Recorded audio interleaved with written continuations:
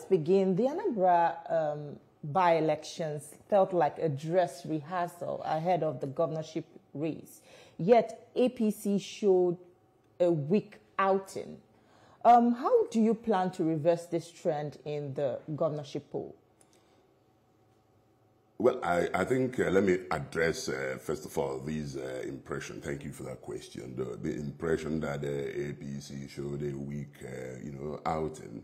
It wouldn't really be interpreted to be a weak, outing. We all went into that election, and the IGP sent a very senior police, officer to Anambra State to superintend and supervise that election.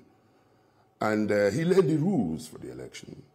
He made it clear that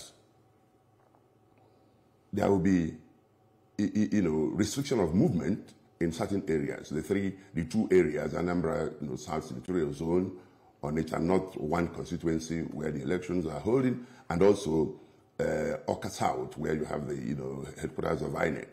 He made it clear there will be restriction in movement there. And then apart from that, made it clear that non-state actors were not going to participate, that they were barred from participating in the election. But we saw a violation of that rule, in Anambra State. We saw a situation where non-state actors, were intimidating people.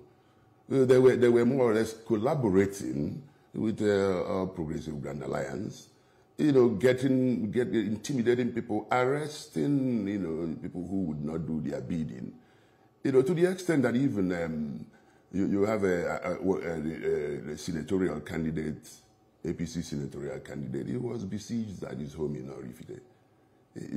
He couldn't even exercise his civic responsibility of voting for himself. Okay? And then you had a situation where the deputy governor of Anambra State, who hails from Anambra Central, had to travel over 30 kilometers to Osumenyi, which is the homestead of the APC governorship candidate. And he went there with a retinue of non-state actors, about 30 vehicles, all of them armed with AK-47 and pump-action guns. And they went there clearly to influence the election. So at the end of the day, we even had a situation where election was not even over. Results were being collated, and then the result was, announced. So that is not a picture of, our status in Anambra State. If that election was allowed to go freely, and fairly, there's no way we would have had that outing. And we're already raising issues about that, and we're insisting that. So if you're saying all this, if these challenges abound, how do you now hope to overcome them in the coming election? Yes, and we are strategizing. We are looking at, we have learned our lessons. Okay. First of all, we are calling, the law stated, clearly that the police are not going to be armed at elections. And we're asking that may be reviewed, because the police was obviously helpless in the situation we were in at that election, the last election. So we're strategizing. Okay. We have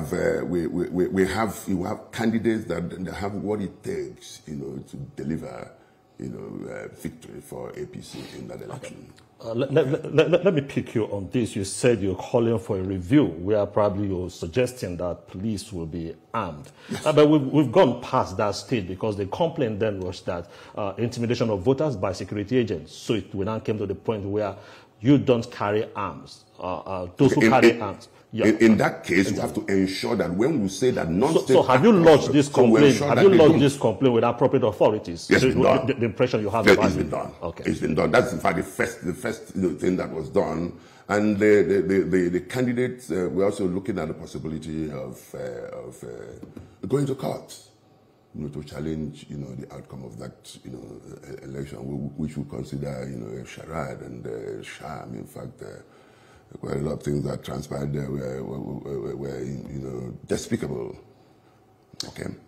Well, Governor Charles Soludo's closeness to President Tinubu was evident during the president's project commissioning. Doesn't this alliance weaken APC's pitch in the state? Well, we also have our candidates, Prince Nicholas Ukachukwu, who also has a relationship with the president. So that does not come in. And then the president is a party man. personal relationships, don't come into play when you talk about partisan politics. You could have a warm relationship with somebody, but when it comes, the president would definitely want his party to be, successful, to be ahead in the scheme of things politically, while he keeps a relationship with anybody, on the side. Okay. Okay. A general election, governorship election is quite different from a by-election. Yes. A by-election is restricted. Absolutely. Now, how prepared is your party for the general election? I mean, the governorship election at Anambra State. Are you very popular? And do you think your party, your candidate, has what it takes to challenge the incumbent governor? Yes, to a very, very large extent. We have a candidate who has come up with a manifesto. And the manifesto we have is a manifesto that is more or less anchored on President Bola Ahmed Tinubu's renewed hope agenda, which was simply domesticated, in Anambra State.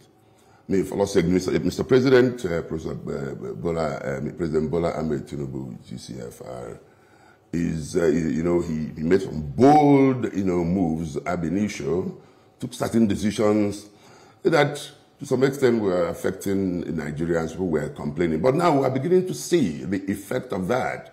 You can see there's an improvement on the country's GDP. Our debt burden has been reduced. The student loan is also, it is executing policies that are affecting the people directly. And a number of people, are also benefiting from that. So that gives us an advantage. That gives APC an advantage in Anambra State. Okay. Now, domesticating that in Anambra State, we are looking at interrogating what the government of Anambra State of today is not getting right, which the people of Anambra State are already complaining about. And we intend to give them what they are asking for. Okay. The APC in Anambra State is not, at this point in time, we are not looking at giving the people what we want to give them. No. We have taken our time, based on the President Bola Ahmed Tinubu's renewed hope agenda, to identify what the people want.